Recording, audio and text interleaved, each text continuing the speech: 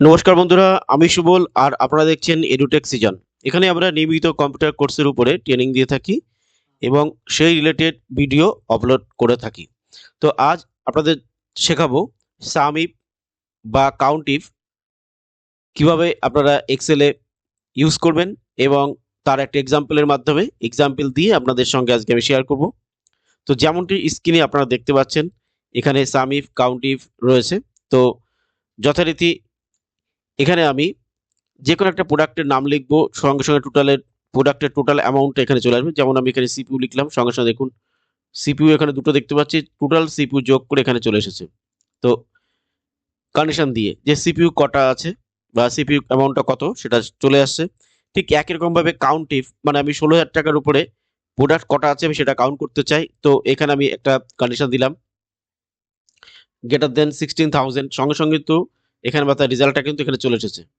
তো যথারীতি দেখতে পাচ্ছি বন্ধুরা যে ১৬,০০০ টাকা গ্রেটার দেন ১৬,০০০ টাকা দেওয়ার সঙ্গে সঙ্গে কিন্তু আমার কটা ১৬,০০০ টাকার উপরে অ্যামাউন্ট আছে সেটা আমাকে পরপর এখানে শো করছে, 2 আছে। তো এটাই আপনাদের কিভাবে আমি বের করলাম এটাই আপনাদের আজকে শেখাবো এবং দেখাবো। আর এই টপিকটা যদি আপনাদের ভালো লেগে থাকে অবশ্যই ভিডিওটি শেষ পর্যন্ত দেখার অনুরোধ রইল। আর চ্যানেলটি লাইক, শেয়ার, সাবস্ক্রাইব করবেন। চলুন শুরু করা যাক আজকের টপিক।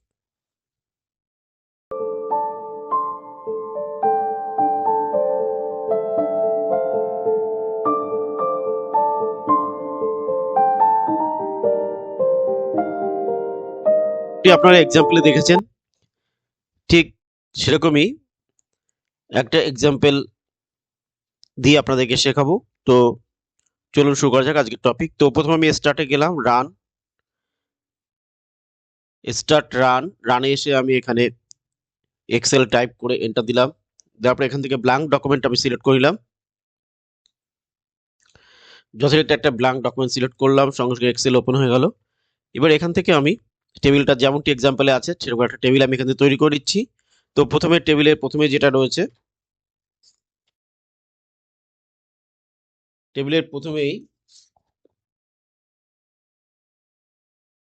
এক্সাম্পলে যেমনটি আছে সেরকম টেবিল একটা, এক্সাম্পলে যেমন আছে সেরকম একটা টেবিল ড্র করে দিচ্ছি। এখানে টেবিলটা আমি তৈরি করে নিচ্ছি আপনাদের বোঝার সুবিধার জন্য। সেলসম্যান, আর ভিডিওটা ফাস্ট করার জন্য আমি টেবিলটা অটোমেটিক্যালি একটু ভিডিওটা পজ করে আমি টেবিলটা তৈরি করে আপনাদের ফিরে আসছি।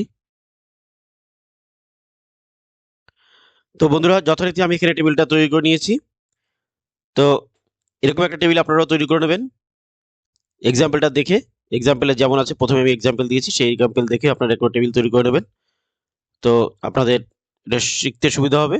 তো আপনাদের আমি আজকে শেখাবো সাম if count if.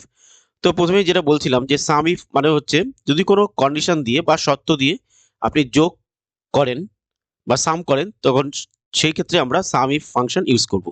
R count if function কখন ইউজ করব? যখন কোনো শর্ত বা কন্ডিশন দিয়ে আমরা কোনো কিছু কাউন্ট করব বা গুনবো, তখন সেটা আমরা কাউন্ট ইফ ইউজ করব। তো এখানে এই সাম ইফ কাউন্ট ইফ আপনাদের শেখাবো এই এক্সাম্পলটার মাধ্যমে।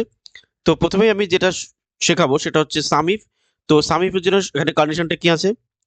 Total some of any product. এখানে একটা প্রোডাক্টের লিস্ট আছে, এখানে একটা প্রোডাক্টের নাম রয়েছে, তার সেলসম্যান আছে। এই সেলসম্যান এই প্রোডাক্টটা বিক্রি করে এত টাকা অ্যামাউন্ট বিক্রি করেছে। ঠিক আরেকজন রয়েছে, সেও ওই প্রোডাক্টটা বিক্রি করে এত টাকা বিক্রি করেছে, এবং টোটাল তাহলে একটা প্রোডাক্ট কত টাকা বিক্রি হয়েছে সেই সামটা বের করব।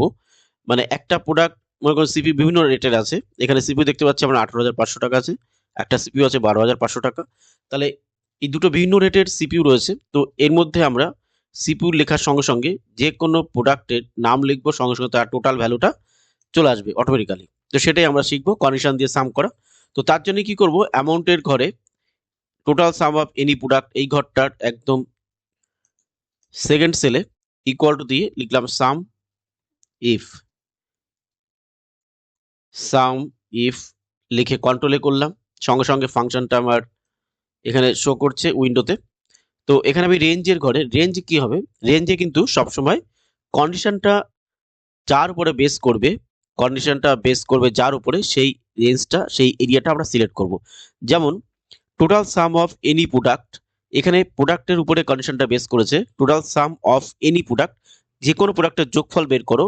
তো সেই জন্য এখানে যেহেতু কন্ডিশনটা প্রোডাক্টের উপরে বেস করে রয়েছে, প্রোডাক্টের উপরে নির্ভরশীল, সেই জন্য আমরা এখানে রেঞ্জের ঘরে প্রোডাক্ট এরিয়াটা সিলেক্ট করব।